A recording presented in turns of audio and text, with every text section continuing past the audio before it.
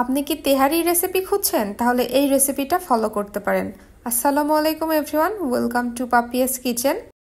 আজকে তৈরি করে দেখাবো গরুর মাংসের তেহারি, যেটা স্বাদে গন্ধে একদম ভরপুর এবং খেতেও মাশাআল্লাহ অনেক বেশি টেস্টি। তেহারি রান্নার জন্য প্রথমে আমাদের লাগবে গরুর মাংস।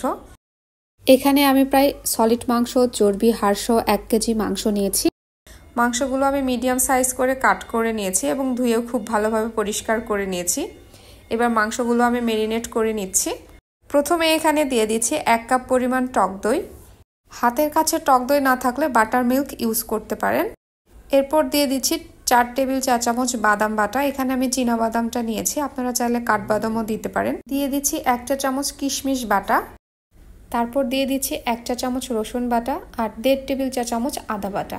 এমনিতেও গরুর মাংসে কিন্তু আদা বাটা পরিমাণে একটু বেশিই দিতে হয়। এরপর দিয়ে দিচ্ছি 1/4 কাপ কাঁচা পেঁয়াজ। তারপর দিয়ে দিচ্ছি পরিমাণ মতো লবণ আর দিয়ে দিচ্ছি 2 টেবিল চা চামচ লাল মরিচ গুঁড়া। সবশেষে দিয়ে দিচ্ছি 3 টেবিল চা চামচ সয়াবিন তেল। এবার সব মশলাগুলো মাংসর সঙ্গে খুব ভালো করে মাখিয়ে নিচ্ছি। এভাবে করে মাখিয়ে নিলে মাংসটা অনেক বেশি সফট হয় আর মাংসর মধ্যে মশলাটা খুব ভালোভাবে প্রবেশ করতে পারে। আপনারা যদি সহজ রেসিপিতে বাসায় এরকম তেহারি রান্না করে খান তাহলে দেখবেন যে কতটা মজা হয়। কোনো রেস্টুরেন্টে গিয়ে খাওয়ার কথা ভুলেই যাবেন। মাংসটা আমি প্রায় 10 মিনিট খুব ভালোভাবে মাখিয়ে নিয়েছি। এবার এটা ঢাকনা দিয়ে ঢেকে রেস্টে রাখছি 30 থেকে 40 মিনিটের জন্য। এর ফাঁকে আমরা পোলাওয়ের চাল ধুয়ে পরিষ্কার করে নিব।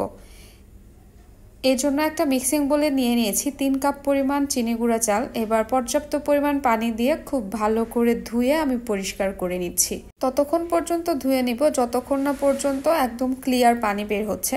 চালগুলো আমি 10 থেকে 15 মিনিট পানিতে ভিজিয়ে রাখবো, এতে পোলাও অনেক বেশি ঝরঝরে হয়। এই টিপসটা অবশ্যই মনে রাখবেন। এবার আমরা মূল রান্নায় চলে যাচ্ছি।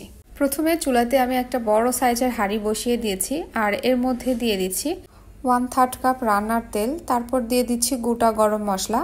এখানে রয়েছে দারুচিনি, ছোট এলাচ, বড় এলাচ, লবঙ্গ আর দিয়ে দিচ্ছি তেজপাতা। বেসিক্যালি তেহারিতে গরম মশলাগুলো গুঁড়া করে ইউজ করতে হয়, কিন্তু আমার হাতে সময় ছিল না, এজন্য আমি গোটা গরম মশলাগুলো দিয়েই রান্নাটা করে নিচ্ছি। আর যে মাংসটা আমরা ম্যারিনেট করে রেখে দিয়েছিলাম সেটা এর মধ্যে ঢেলে দিচ্ছি। মশলাগুলো কিন্তু তেলের সঙ্গে 2 থেকে 3 মিনিট ভালো করে একটু ভেজে নিতে হবে, তাহলে অনেক সুন্দর সুঘ্রাণ ছড়াবে। তারপর কিন্তু মাংসটা দিতে হবে। এবার মাংসগুলো খুব ভালো করে কষিয়ে নিতে হবে।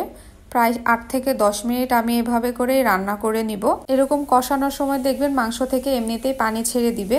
সাথে আরও কিছু 1 থেকে 2 কাপ পানি অ্যাড করে মাংসগুলো খুব ভালোভাবে কষিয়ে নেবেন যাতে সিদ্ধ হয়ে যায়।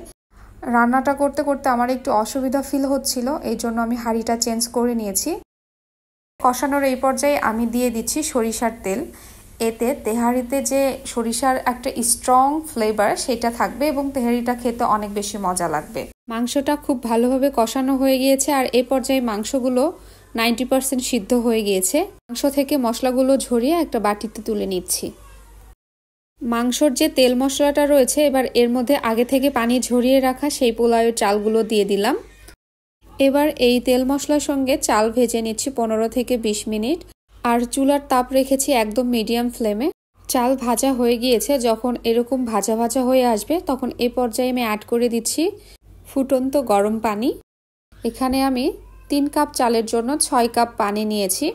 পানিটা দেওয়ার পর যখন এরকম ফুটে আসবে এই পর্যায়ে আমি যে মাংসগুলো তুলে রেখেছিলাম সেই মাংসগুলো দিয়ে দিচ্ছি। মাংসগুলো দেওয়ার পর এভাবে একটু নেড়ে চেড়ে মিশিয়ে দিতে হবে।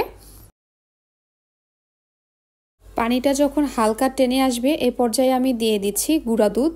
2 থেকে 3 টেবিল চা চামচ পানিতে আমি 6 টেবিল চা চামচ গুঁড়া দুধ মিক্স করে নিয়েছি। তেহারিতে যদি গুঁড়া দুধটা ইউজ করেন তাহলে তেহারিটা খেতে অনেক বেশি মজা হয়। দেখতেই পাচ্ছেন চালের পানি অলরেডি টেনে গিয়েছে। এবার এভাবেই ঢাকনা দিয়ে ঢেকে একদম লো ফ্লেমে নিচে একটা তাওয়া বসিয়ে এটা আমি দমে রাখছি 20 থেকে 25 মিনিট। দেখলেন তো কত সহজে তৈরি হয়ে গেল গরুর মাংসের তেহারি। যখন হুটহাট বাসায় এরকম তেহারি খেতে ইচ্ছে করবে এই রেসিপিটা তৈরি করে নিতে পারেন। আশা করছি রেসিপিটা আপনাদের অনেক সহজ এবং ভালো লেগেছে। রেসিপি ভালো লাগলে একটা লাইক দিবেন এবং চ্যানেলটি সাবস্ক্রাইব করে পাশে থাকবেন। আজ তাহলে বিদায় নিচ্ছি। সবাই ভালো থাকবেন। আল্লাহ হাফেজ।